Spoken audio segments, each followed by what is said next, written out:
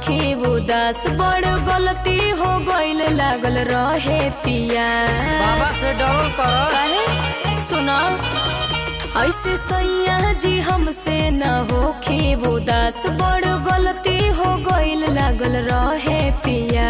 अब याद रखी हो ठीक बा कहीं नजर न आइल पानिया का करबू बाबा की नगरी हो। अच्छा। हुई है नाराज तुहरा से भोले दनिया। अच्छा। लोटवा के जल कुली पी गइलू धनिया। गलती हो गई। घर में आई के कोइलू न दनिया। लोटवा के जल कुली पी गइलू धनिया। बड़ा जोर प्यास लागल रहे का करी। बोला बोला बाबा बैजनाथ की।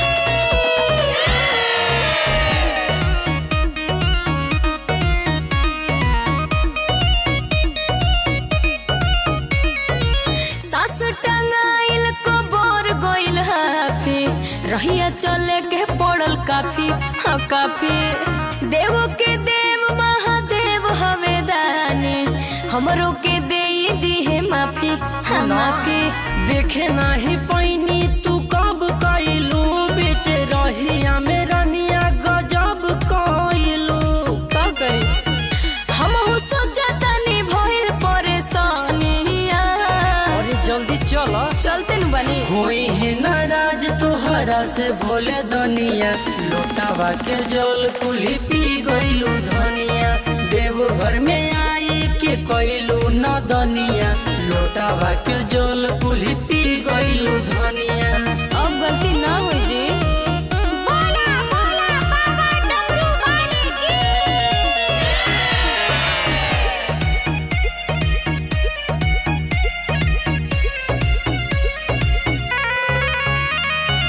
सुनिए पिया पहिला बेरी आईनी हम तो बाबा धामे। हाँ धामे जान बुझ के कोइले नइखे हम तो ऐसन कामे। अब ध्यान रखियो का कहीं धनी कमी तो हमें लागे। का? पीछे के आइल पर का चल गइले आगे। हाँ तो सुनी पंकज अब न बनाई कहानिया।